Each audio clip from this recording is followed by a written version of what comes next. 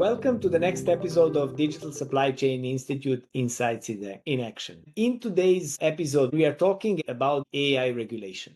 Now, not talking just through a perspective of high-level ideas or what's going on. We have a tangible thing which has been produced by Digital Supply Chain Institute, and it's an article which really points out the AI regulation framework, and on the other side, how it's cut across supply chain.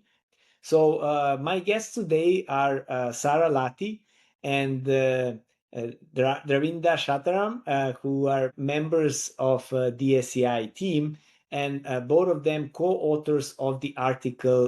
And what we wanted to do is drive you through the key learnings cutting across various different industries and continents related to AI regulations. So DS, Sarah, welcome. Thank you. Thank you. Thank you. Excited to be here. Let's start first with you, Sarah, and let's build on what I gave as an introduction. The article points out that the AI regulation is no longer just a legal issue, right? It's a core operational issue for supply chain. So from what you have learned, what are the biggest mistakes organizations are making, and what they still treat like compliance as do they still treat compliance as a reactive function instead of the strategic business capability? How they balance these things? Yeah, thank you, Marco. So I think there's two big mistakes that companies are making when treating compliance as an afterthought rather than designing it into the solution as the beginning. So AI regulations now impact all aspects of how a supply chains operate from day to day.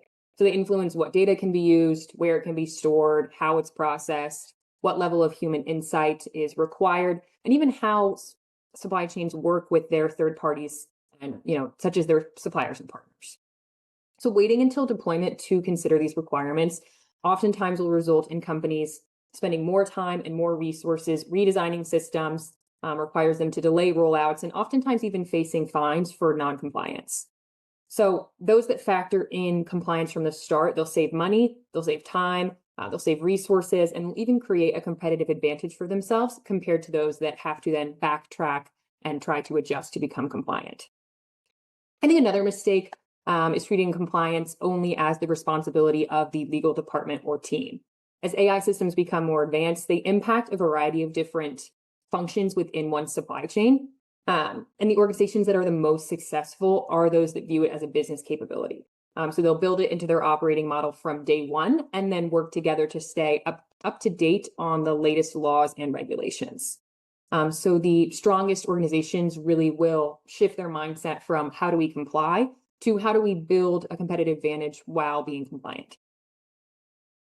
Thank you, Sarah. And I think this brings us, like every time we look into a broader context like you did here, we always need to connect it with where it brings things to the growth.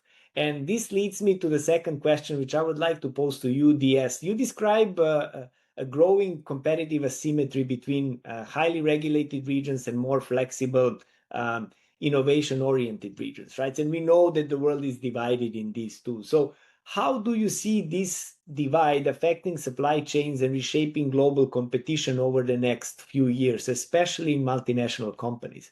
Because these things should be aligned and the growth should be built around it. But again, you have two different realities. Yeah. Marco, thank you for asking the very important question. The focus is on where you operate and what can you do with AI. As the paper described, there are two sets of frameworks. One, very rigid, very highly regulated. Other side, we have the flexible and then innovative framework. So it depends upon how the company operates in both these environments. So some of these things, some of the organizations are trying to do pilots in, permissive governments or permissive frameworks actually. So the challenge for these supply chain companies would be how they would be able to balance out, how they operate in the highly regulated market with respect to the, flexible market. So this is the lesson, this is the art they would learn as they start implementing their, their solutions in these environments. Thank you, DS. And I think building on that again, like when you need to connect things horizontally and having the same organization, two different polarities, if we can put it that way, that leads into a thinking of the synergy and how things can be modular. So Sarah, question for you. One of the points as well in the article is actually a need for modularity, right? Adaptable technical architecture. So what does that look like in practice? I think it's a high level conclusion, which is important, but for supply chain leader who is trying to scale AI across multiple countries with conflicting regulations, how do you proceed? Right. So I think it's all about designing AI systems with flexibility in mind from the get-go. Historically, organizations tried to build one global technology solution and then implement it worldwide, which is now becoming increasingly difficult and inefficient as there's different regulations for different geographical regions. So a modular architecture would then allow an organization to maintain a common AI foundation while having those kind of adaptable features that will allow them to apply to meet compliance that ranges in different geographies. So for example, a company would have, let's say, a certain forecasting engine globally, but apply different governance structures to it depending upon where they're actually operating.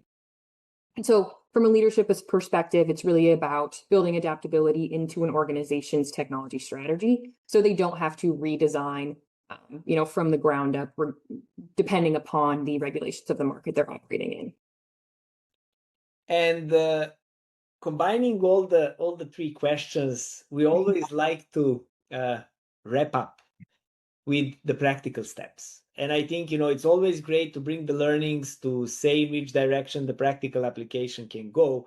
But on the other side, it always resonates with people with, what's the first step I can do?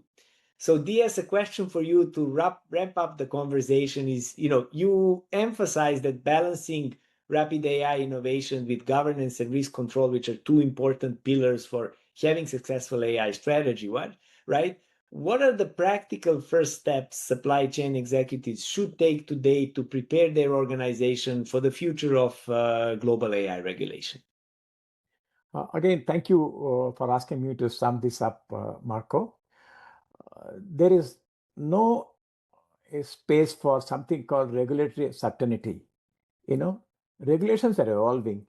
If you followed the news last couple of weeks, US government has released a new set of regulatory guidelines as far as AI is concerned.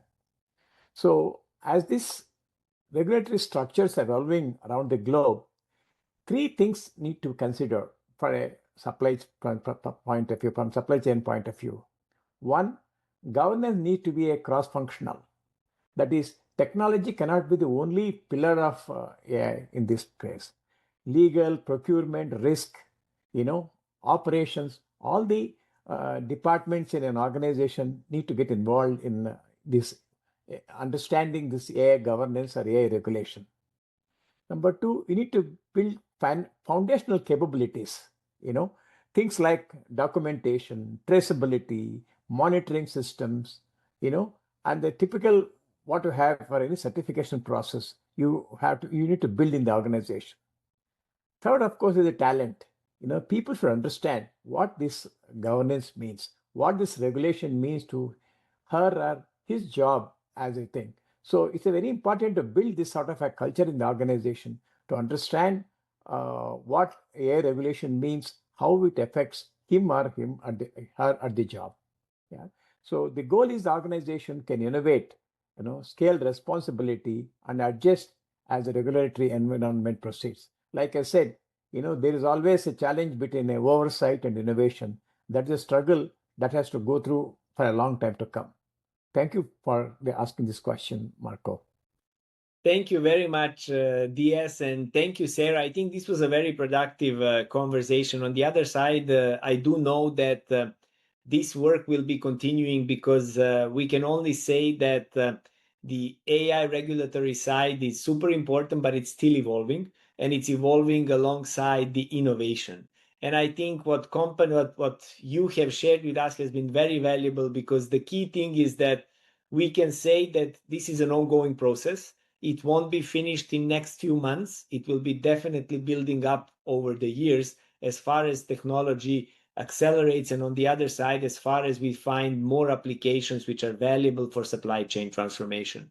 So the key notions are keep on experimenting, keep on following where the regulations are in different capacities and areas and geographies you are present, and do not be afraid to innovate. And with this, I think we can close this conversation and say, I would like to thank two of you again for joining us. I would like to thank our followers for being with us, and we keep the promise that once you come up with the next phase, let's say, engagement and learnings from the AI regulatory field in next 6 to 8 months, we'll definitely reconvene back and build up to our followers where the things are going. So once again, thank you very much. And this was another episode of Digital Supply Chain Institute Insights in Action, and we'll come back to you with more interesting topics to assess.